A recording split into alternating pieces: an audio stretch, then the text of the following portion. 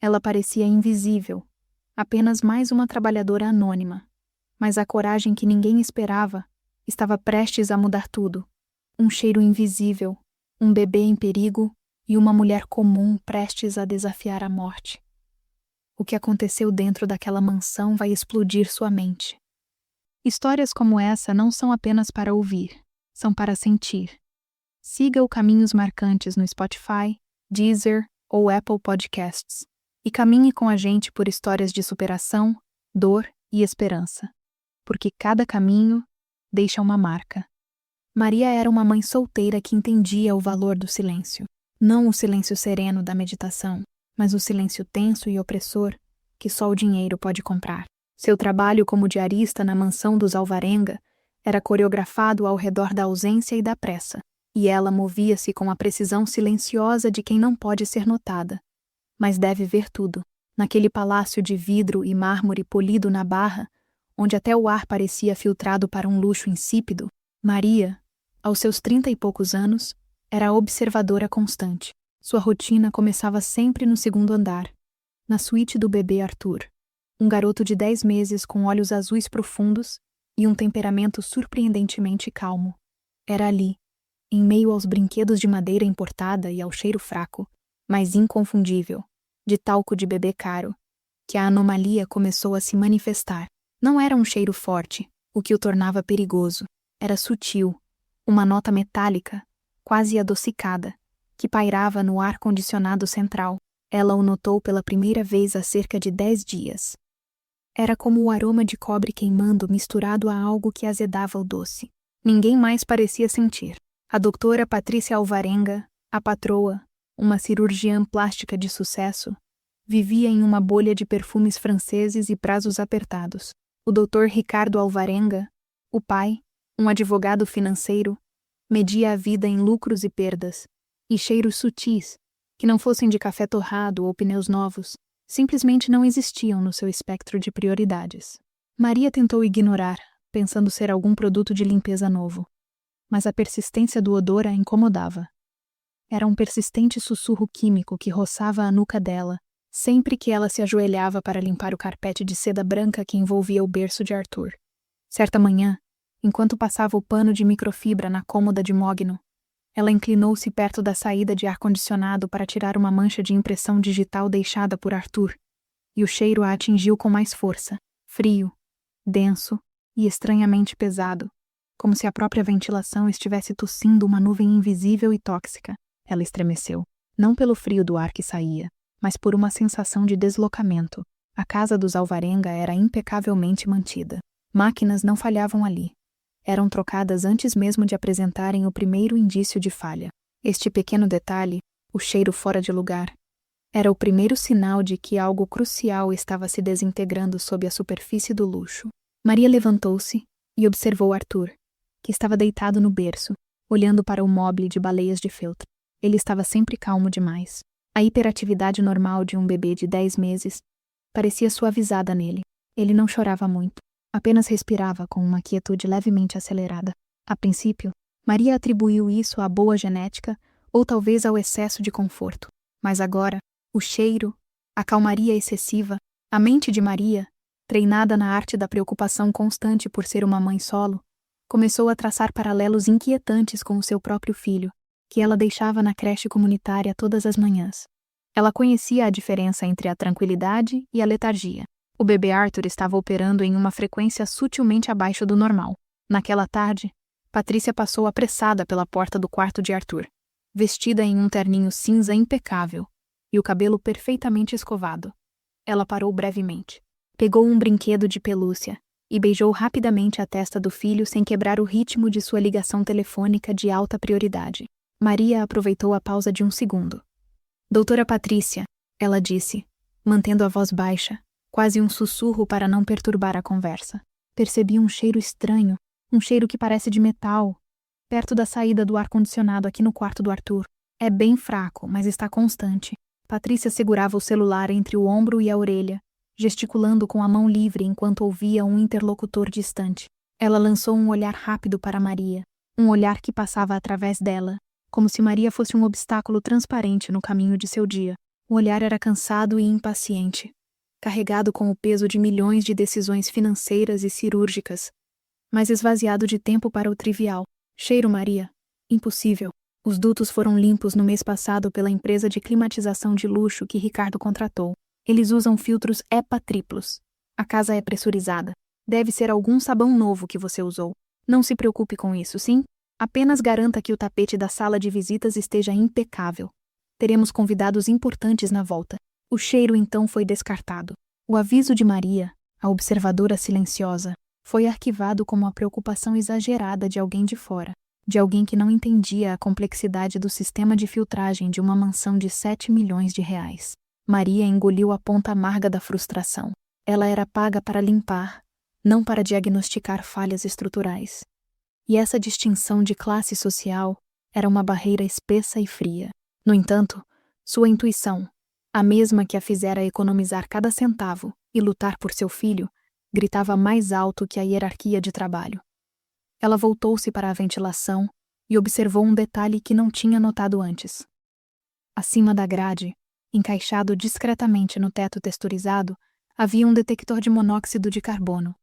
Um aparelho pequeno e branco. Ela notou que a minúscula luz indicadora, que deveria ser um verde sólido e tranquilizador, piscava irregularmente, como um inseto morrendo. Não estava apagada, mas também não estava firmemente acesa. Era um sinal de quase revelação. Uma falha de equipamento mascarada pela sua própria discrição. Se o alarme estivesse ativo, ele estaria soando. O fato de ele apenas piscar era um sinal de que algo estava falhando na sua fonte de energia, ou talvez no sensor interno, tornando-o um observador cego da crescente ameaça. Maria sentiu um arrepio percorrer sua pele, um contraste brutal com o ar ambiente cuidadosamente climatizado. Ela pensou em pegar o celular e pesquisar sobre vazamentos de CO em sistemas de ar, mas hesitou. Se ela começasse a fuçar, a mexer em coisas que não eram de sua conta, poderia ser vista como invasiva. E perder aquele emprego significava perder a única fonte de estabilidade que ela tinha para sustentar seu próprio filho. A lealdade ao seu salário lutava diretamente contra o instinto de proteção, um dilema cruel imposto pela necessidade. Ela decidiu monitorar o bebê Arthur e o detector de perto. Ela tinha apenas mais 2 dias de trabalho antes da viagem dos Alvarenga. A noite caiu sobre o bairro e a mansão se transformou em um cubo de luzes frias.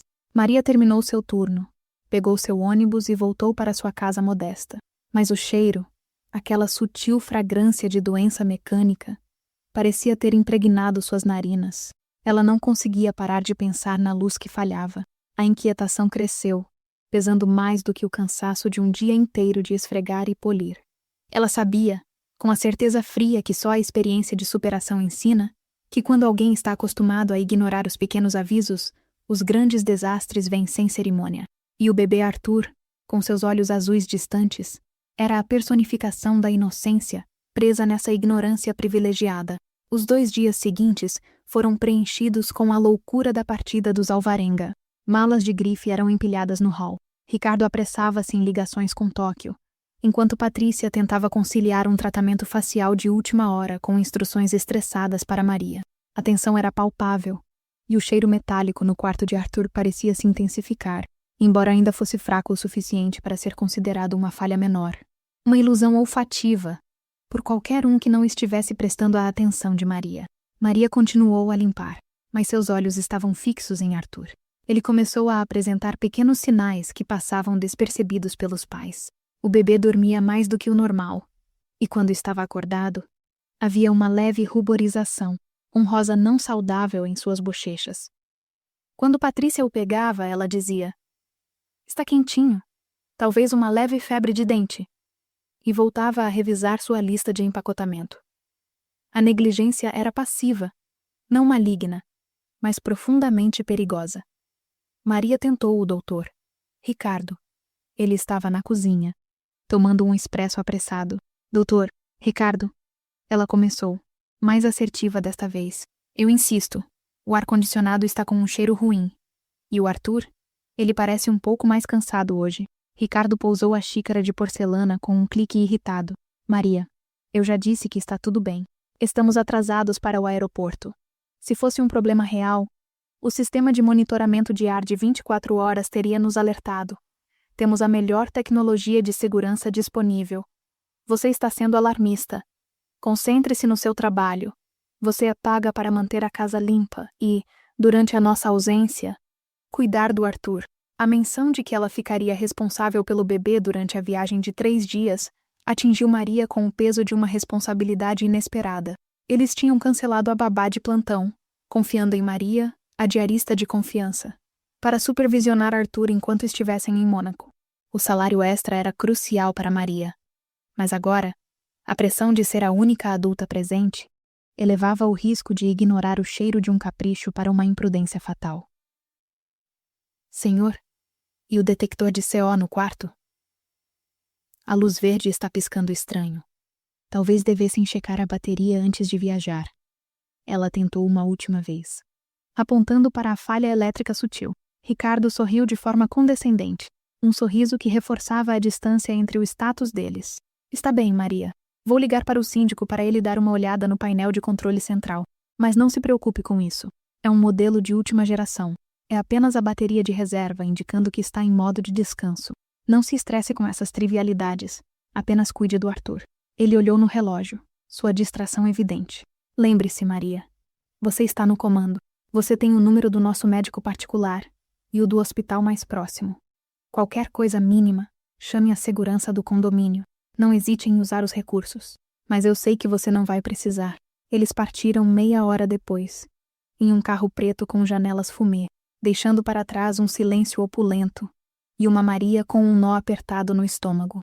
O silêncio da mansão era, de certa forma, mais barulhento do que a confusão anterior.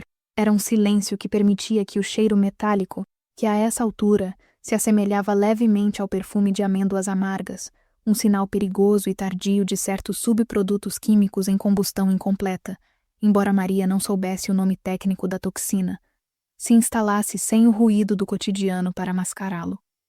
Sozinha com Arthur, Maria subiu de volta ao segundo andar. O bebê estava dormindo em uma profundidade que Maria achava não natural. Ela tentou acordá-lo gentilmente para dar a mamadeira, mas ele apenas grunhiu e se virou. Seu rosto estava mais vermelho agora, mas a testa estava fria e umedecida por um suor fino. Maria sentou-se na poltrona de amamentação de veludo, ignorando a faxina que a aguardava no primeiro andar. Ela abriu o painel da ventilação do quarto de Arthur. Era um modelo complexo, cheio de dutos e pequenas turbinas de plástico cinza. O cheiro era inegável aqui, mais concentrado. Não era apenas o sistema de ar. Era algo que estava sendo produzido ali perto. Maria começou a sentir uma pontada leve na têmpora. Ela atribuiu isso ao estresse e à falta de almoço, mas a sensação era persistente, como a ressonância baixa de um sino que tinha sido atingido. O sistema de segurança da casa era absurdamente caro, mas dependia da eletricidade e da manutenção. Monóxido de carbono, ela sabia. Era o assassino silencioso, sem cheiro. Mas o que ela sentia? Ela raciocinou, voltando a si. O gás pode ser inodoro, mas o mau funcionamento que o está gerando, a combustão incompleta de um aquecedor, o vazamento do compressor que está falhando, isso sim tem cheiro. O cheiro que ela estava sentindo era o cheiro da máquina morrendo. E junto com a máquina, o bebê estava sendo lentamente silenciado. Maria, com o coração acelerando, foi até a sala de utilidades, no porão, onde estava o painel central do sistema de ar. A sala era quente e repleta de um zumbido constante. Ela abriu a porta de metal pesado e o cheiro a atingiu como um murro, misturado ao calor do maquinário superaquecido. O alarme de CO estava lá, no alto, ligado diretamente ao sistema de automação da casa. Ele estava silencioso. A luz vermelha de alerta totalmente apagada. Mas o pequeno LED verde que indicava a operação normal estava apenas piscando erraticamente, idêntico ao que estava no quarto de Arthur, confirmando-o quase revelação de que a bateria de emergência estava falhando, ou pior, o sensor estava corroído. O dinheiro dos Alvarenga havia comprado a ilusão de segurança, mas a manutenção humana, a que Maria ofereceu e que foi ignorada, era a única coisa que faltava.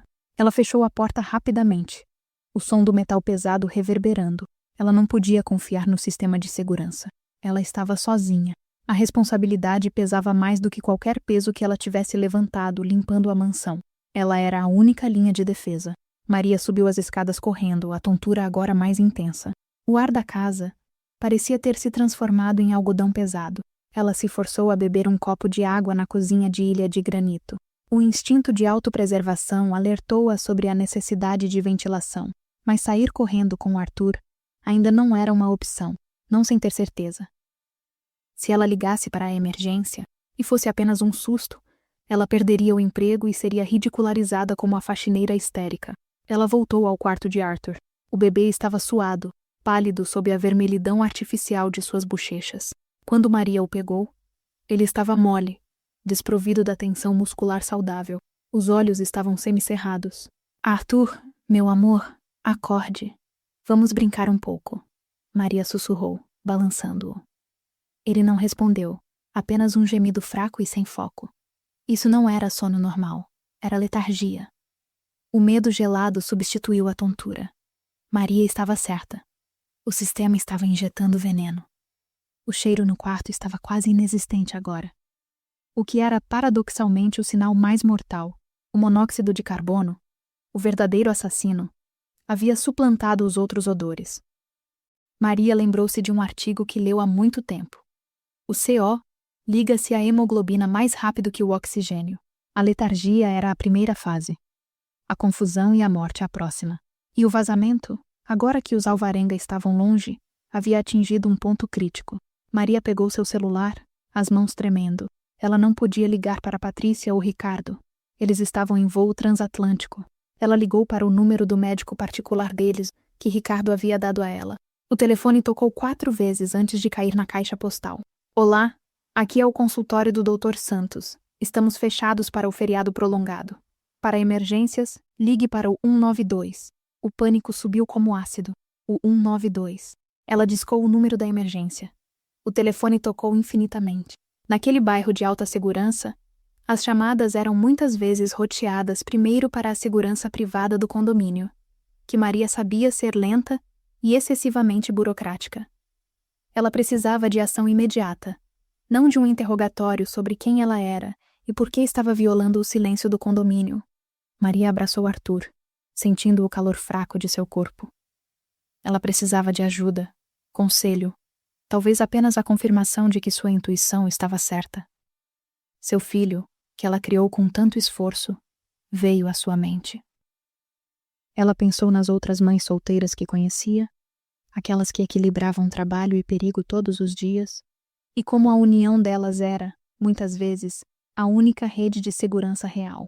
É neste momento crítico, com o gás invadindo o quarto e o tempo se esgotando, que a verdadeira coragem de Maria se revela. Cada decisão sua pesa mais que ouro. Cada movimento pode salvar ou condenar uma vida. Não é apenas sobre limpar ou obedecer ordens. É sobre humanidade, instinto e amor que transcendem contratos e classes sociais. O que Maria faz agora é uma prova de que, quando a vida está em jogo, a coragem de uma pessoa comum pode se tornar extraordinária. Maria desligou o telefone, abandonando a linha de emergência temporariamente. Ela olhou para Arthur, que estava começando a ter espasmos leves. A tontura de Maria se intensificou, a dor de cabeça se transformando em um martelo latejante. Ela sabia que tinha apenas minutos. O tempo não era medido pelo relógio de quartzo na parede de Arthur, mas pela velocidade com que o veneno estava saturando seu próprio sangue. A porta de entrada, com seu sistema de travamento biométrico, era muito lenta para ser aberta no seu estado atual. A chave de emergência estava escondida em um cofre no escritório de Ricardo, e ela não tinha o código. O pânico de Maria não era um grito, mas um frio silêncio calculado. Ela precisava de oxigênio, imediatamente. As enormes janelas panorâmicas do quarto davam para um pequeno pátio interno, mas eram blindadas e tinham fechaduras eletrônicas. O quarto de Arthur era uma fortaleza de segurança contra o mundo exterior. Maria correu para a janela principal. A fechadura eletrônica estava ativada. Não havia como abri-la sem eletricidade ou a senha, que os alvarenga haviam levado. Ela estava presa com um bebê morrendo em uma gaiola de ouro. A única saída era a destruição. Maria observou os vidros. Eram grossos, resistentes a impacto, mas não indestrutíveis. Ela precisava de uma arma, algo pesado e pontiagudo. Ela correu para o armário de limpeza. Lá estavam os utensílios que ela usava para manter aquele luxo imaculado. Um cabo de esfregão de alumínio, baldes, desinfetantes. Nada parecia adequado para quebrar vidro blindado. Mas então, ela viu. O esfregão industrial que ela usava para o piso de mármore da sala de estar. O cabo era um tubo de aço robusto, e na extremidade havia um mecanismo de pressão com uma ponta de metal reforçada que se encaixava no esfregão. Maria desencaixou a cabeça do esfregão, ficando apenas com o cabo de aço, pesado e frio na mão. O pátio interno sob a janela era cimentado, uma queda de pelo menos 3 metros. Um salto ali mataria Arthur, mas a janela do quarto de hóspedes vizinho, na ala leste, dava para uma pequena varanda de concreto que se estendia sobre a garagem do vizinho. Um telhado plano de cerca de 2 metros de largura. Era perigoso, mas era uma chance. Maria correu para o quarto de hóspedes. Arthur ainda mole em seus braços. O cabo de aço balançando. O ar ali já estava carregado. A tontura estava quase incapacitante. Seus joelhos fraquejaram. Ela se apoiou na parede, inspirando superficialmente. Seu último pensamento consciente, antes que o gás tentasse apagá-la, preciso de ar para ele. O quarto de hóspedes era uma réplica do quarto de Arthur, mas com menos brinquedos. A janela era igualmente imensa e blindada. Maria encostou o bebê com cuidado no sofá de couro. Ela olhou para a janela, sentindo a urgência esmagadora. Seus pulmões gritavam por oxigênio, e ela sabia que cada segundo que passava diminuía as chances de sobrevivência de Arthur. O cabo de aço parecia agora incrivelmente pesado. Ela precisava atingir um ponto de fragilidade, sem pulverizar vidro que pudesse cortar Arthur. Ela tinha que quebrar o suficiente para criar uma abertura, um portal de ar, sem destruir a estrutura. A visão estava ligeiramente embaçada. O monóxido de carbono zombando dela, enfraquecendo seu raciocínio.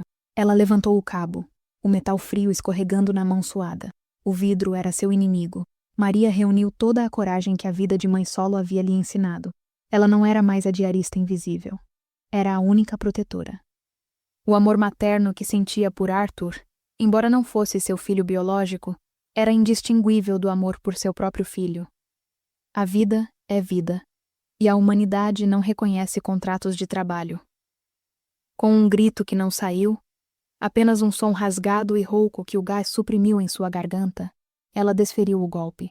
Ela mirou o canto superior da janela, onde a pressão estrutural era maior. Crack! O som foi ensurdecedor.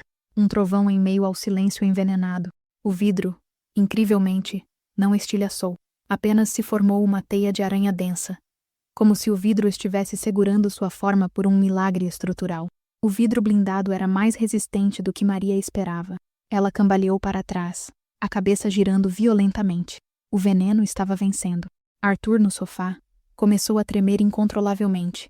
Um sinal de que o envenenamento estava avançando para a fase neurológica. Maria soube que o golpe tinha que ser o próximo. Ela não tinha tempo para mais de uma tentativa. Reunindo as últimas reservas de força, Maria se concentrou. Ela pensou em seu próprio filho, esperando por ela em casa. Ela precisava viver para ele, mas precisava agir agora por Arthur. Ela levantou o cabo de novo, usando o peso do próprio corpo para impulsionar a ponta afiada. Desta vez, ela mirou o centro da teia de aranha, no ponto de concentração do impacto anterior. O som foi um grito de 1000 vidros se partindo. O cabo penetrou, e uma cascata de vidro quebrado, ainda preso por uma película interna de segurança, cedeu.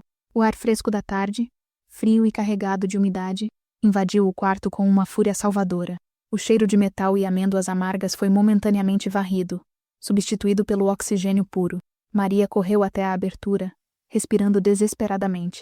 Sua tontura diminuiu levemente, dando-lhe uma margem de poucos segundos.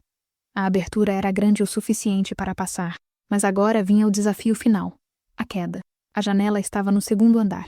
A varanda do telhado vizinho, a cobertura da garagem, era visível, a apenas 1,5 metros de distância. Mas era um salto diagonal, difícil de calcular. E mais importante, o parapeito de vidro que restava da janela partida era afiado e perigoso. Maria pegou Arthur, embalando-o firmemente contra o peito. O peso dele parecia um fardo, mas era o que a mantinha focada. Ela não podia arriscar escorregar no parapeito quebrado. Ela olhou para baixo. A queda era segura se ela chegasse ao telhado de concreto.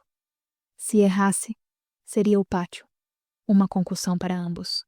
Maria não hesitou. Ela não tinha tempo para raciocinar sobre a superação que este ato exigia. Apenas para executá-lo, ela colocou uma perna sobre o parapeito, ignorando a dor de um corte superficial na panturrilha. Ela se agarrou à estrutura de alumínio da janela com uma mão. Arthur estava seguro no outro braço, protegido por seu corpo. Feche os olhos, Arthur. Ela sussurrou, sabendo que ele não entenderia. Impulsionando-se com a força de seu desespero, ela saltou. Foi um movimento desajeitado, não atlético, mas determinado.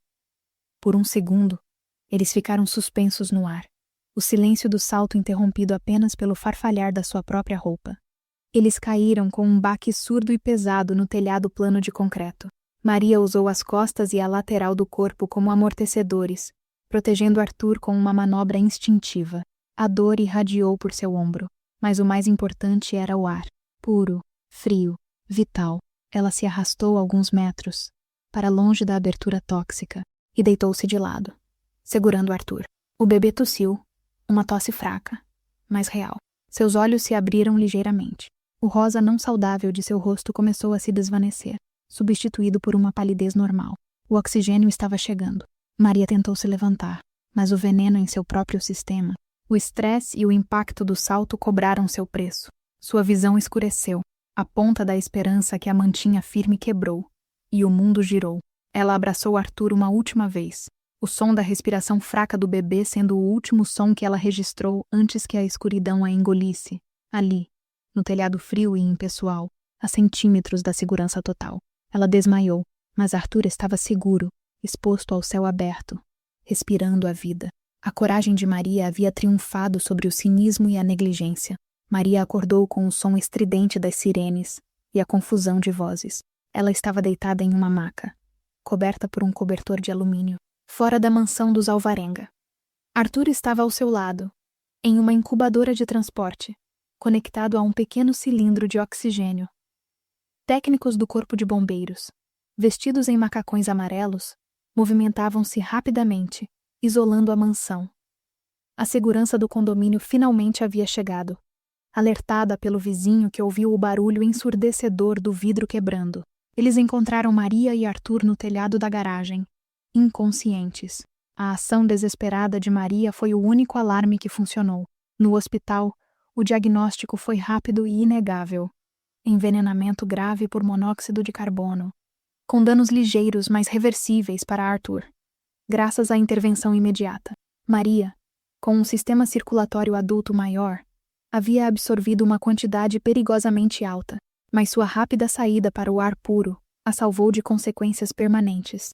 O cheiro metálico era, de fato, o subproduto de uma falha no compressor do sistema de climatização, que, por estar em um ambiente fechado sem ventilação adequada, estava gerando monóxido de carbono fatal.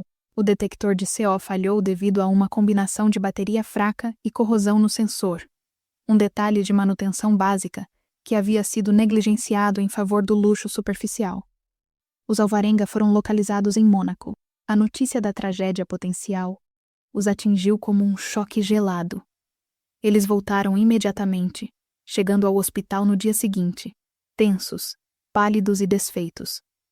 Patrícia, ao ver Maria no leito hospitalar, não vestia mais o terninho caro, mas um conjunto simples e amassado. Ela se aproximou da cama de Maria, seus olhos vermelhos e inchados. A barreira de classe, forjada pelo dinheiro e pelo desprezo, havia desmoronado completamente sob o peso da gratidão e do terror. Maria, Patrícia disse, a voz quebrada. Eu não sei como começar a te agradecer. Você salvou meu filho. Você estava certa. Nossos sistemas, nosso dinheiro, tudo falhou, mas você não. Ela tocou a mão de Maria timidamente. Eu ignorei seus avisos. Fui arrogante e apressada. Eu sinto muito. Ricardo, parado logo atrás, balançava a cabeça, incapaz de articular palavras. O pânico do que ele quase perdeu substituindo sua antiga presunção. Você é a pessoa mais corajosa que já conhecemos. Nós lhe demos o número de emergência. E você se tornou a emergência. Você se arriscou por ele, Maria. Por nosso filho. Como podemos compensar isso? Maria, ainda fraca, olhou para Arthur, que estava no berçário, agora rindo enquanto uma enfermeira o examinava. A visão do bebê saudável era a única compensação de que ela precisava. Eu fiz o que qualquer mãe solo faria, Maria disse, a voz baixa, mas firme. Eu vi um bebê em perigo. Não importava se ele era seu ou meu. A vida dele era a única coisa que importava. A história de Maria e seu ato desesperado, mas salvador, não ficou restrita ao hospital. Os jornais locais noticiaram o milagre da diarista, transformando o ato de coragem em um símbolo de que a humanidade não tem preço nem classe social. Os alvarenga, transformados pela experiência, não apenas pagaram todas as despesas médicas de Maria e ofereceram uma recompensa generosa, mas fizeram algo mais profundo. Eles garantiram que Maria não precisasse mais se preocupar em ter que escolher entre a sobrevivência do seu próprio filho e a segurança no trabalho. Eles lhe ofereceram um emprego permanente, não como diarista, mas como cuidadora de Arthur, com salário justo e todos os benefícios necessários para sustentar sua família. Eles aprenderam que o verdadeiro valor de uma pessoa reside na sua capacidade de amar e agir, e não no seu contra-cheque. Maria aceitou. Ela viu na atitude de Patrícia e Ricardo a genuína transformação, a superação da sua própria cegueira social. A esperança não era mais uma palavra vazia. Era um contrato de trabalho, uma promessa de que seu valor seria reconhecido. A mansão dos Alvarenga foi reformada, com novos alarmes e sistemas de ventilação monitorados por Maria. Agora uma figura de autoridade respeitada na casa. O buraco no vidro blindado foi consertado, mas a memória do desespero e do salto permaneceu. Maria carregava a pequena cicatriz na panturrilha como um lembrete físico de que, em momentos de crise, o uniforme de diarista desaparece, e a humanidade é o único uniforme que importa. Sua história de amor materno improvável e coragem inabalável se tornou uma lenda sussurrada no condomínio, um testemunho do poder silencioso e invisível de quem realmente se importa. A vida de Maria, a mãe solteira que salvou o filho de seus patrões, estava fechada em um ciclo de redenção e reconhecimento, provando que a força reside onde menos se espera. Maria acordou no hospital com Arthur em segurança ao seu lado, respirando de forma constante e com a pele saudável. Um contraste gritante com a imagem do bebê que ela havia resgatado minutos antes. A sensação de alívio era quase indescritível, mas o impacto da experiência ainda pulsava em cada músculo de seu corpo. Ela percebeu que a vida não se mede em riqueza, títulos ou contratos. Ela se mede em coragem, amor e humanidade. Patrícia e Ricardo, agora mudados pelo terror da quase tragédia, permaneciam silenciosos, observando Maria com um respeito que nenhuma quantia de dinheiro poderia comprar. Os olhares deles revelavam arrependimento, gratidão e a compreensão de que o verdadeiro valor de uma pessoa se manifesta nos momentos em que nada é exigido além do coração. Maria, disse Patrícia, finalmente, a voz embargada. Eu nunca pensei que poderíamos depender tanto de alguém que nós julgávamos invisível. Você nos ensinou o que realmente importa. Ricardo concordou, acrescentando. O mundo deveria ter mais pessoas como você. Coragem não se compra, não se mede. Você salvou a vida do nosso filho e nos salvou de nossa própria cegueira. Maria sorriu, cansada, mas de um jeito pleno. Ela sentiu algo que raramente sentia, reconhecimento verdadeiro. E naquele momento, percebeu que seu esforço diário, sua luta silenciosa, seu amor por seu próprio filho e pelos outros, era poderoso o suficiente para mudar destinos. Ela era muito mais que uma diarista. Era alguém que transformava medo em ação, silêncio em proteção, coragem em vida. A notícia do milagre da diarista espalhou-se rapidamente. Jornalistas, vizinhos e até desconhecidos começaram a compartilhar a história de Maria nas redes sociais, inspirando milhares de pessoas com sua determinação e amor materno. As pequenas ações, invisíveis para muitos, podem ser heróicas para aqueles que dependem delas. Maria, agora com estabilidade e reconhecimento, continuou seu trabalho de cuidado, mas com dignidade e segurança, sabendo que cada passo que dava podia salvar vidas, gerar mudanças e ensinar que o amor verdadeiro não conhece hierarquia social. A experiência deixou uma marca permanente em todos que testemunharam o ocorrido, uma lembrança de que os heróis nem sempre vestem capas. Às vezes, vestem apenas coragem e humanidade.